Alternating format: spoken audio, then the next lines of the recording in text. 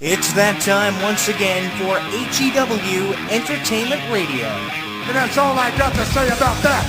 Hosted by Jonathan Clarke. To be the man, you gotta be the man. Whoa. Be sure to join us in the live chat room during the show. Hulkamania is running wild like it's never ran before. Call us on one of our request lines. If you live in the United States, call us at 1-641-985-7800, box number 3729280. If you're from Canada and would like to call us from 1-647-724-4194, box number 3729280. Long distance charges may apply in some areas. I've been the world heavyweight champion 10 times. Or you can always drop us a line at MySpace, myspace.com/HEW Entertainment. And you will rest in peace. Emailing us works for you too. Email us HEWWrestling@hotmail.com. I am a wrestling god. JBL.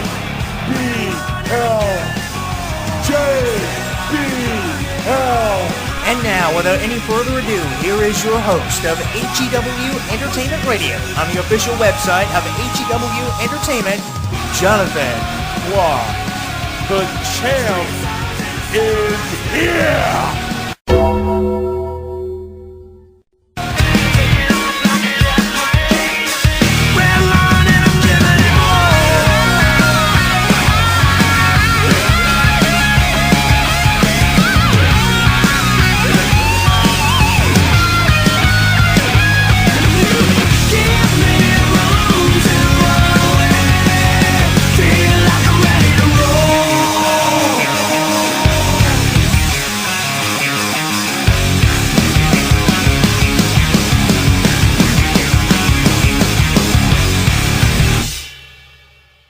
Now streaming live on YouTube, Twitter, and Facebook. HEW Entertainment Radio is inviting you to comment on our video blogs, join the conversation, and like us. So what are you waiting for? Log on and listen now.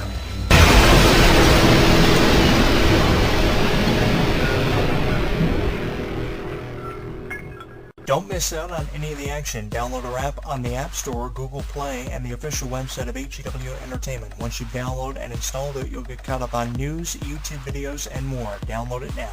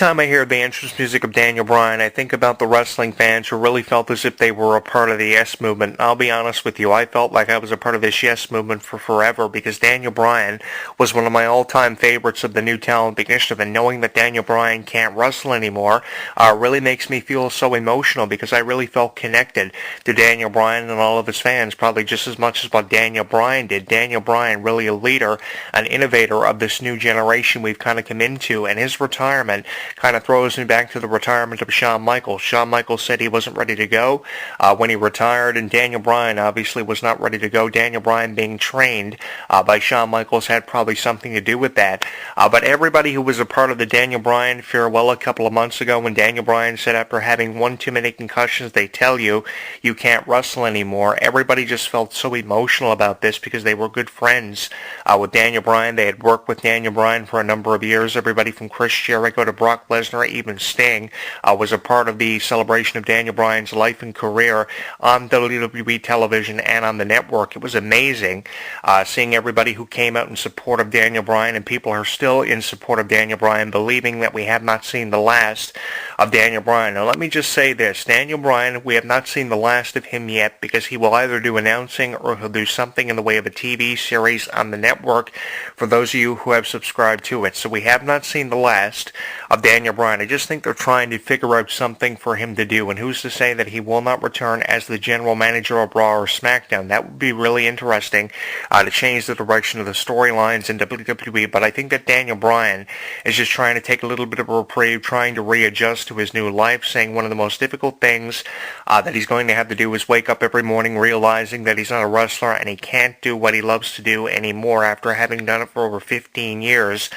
Which is a really long time, an exceptionally really long time to do something, and you just can't do something else after having done something for 15 years. Shawn Michaels said something really interesting in his farewell speech. He said that after doing something for over 25 years, a difference of 10 years comparing the careers of Daniel Bryan and Shawn Michaels, it's really hard to just walk away from something and not keep showing up. And that's why Shawn Michaels continues to keep popping up like a pimple on prom night, in the words of Jerry the King Lawler describing Shawn Michaels as an athlete for so many years, and that's why we see so many wrestlers keep showing up on the network or just making the scattered appearance on and off again, and I think Daniel Bryan is going to fall into that category. Now, I really don't appreciate how we see Brie Bella doing the whole Daniel Bryan gimmick. I know it's out of respect to Daniel Bryan, but that was Daniel Bryan's gimmick, and I think that's being way too original, so I hope that Brie Bella kind of breaks away from doing that, reminding us constantly of who Daniel Bryan was, because every person who ever said they were a wrestling fan knows who Daniel Bryan is. We don't need Sting. We don't need Brock Lesnar. We don't need Kane reminding us of who Daniel Bryan is. I think they need to focus on their careers and remain separate from those of Daniel Bryan, because Daniel Bryan was his own kind of individual.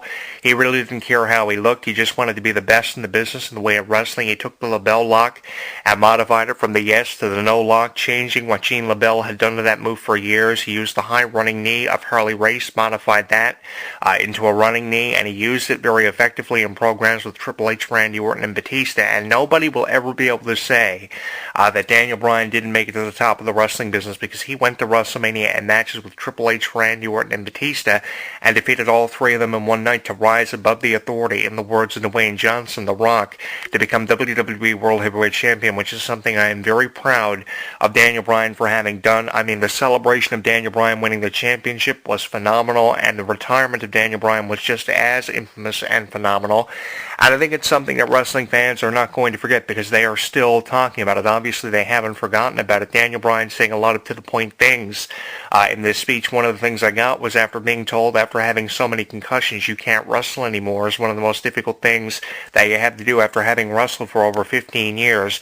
And I have seen a lot of Daniel Bryan's independent matches. I mean, Daniel Bryan had the chance to wrestle with some of the top names that made it out of WWE, some of the names that didn't, and after having been around this business for a very long time, Daniel Bryan was one of those guys that I always will remember and never forget, wrestling on the independents for Ring of Honor for a number of years, going from that to WWE, wrestling all over the world in the way of an AJ Styles, who also went to WWE recently, which is also something I'm really proud of having seen, because these are people who deserved to be on the grandest stage of them all, the biggest level that you could possibly reach in professional wrestling, the WWE, the pinnacle of your career.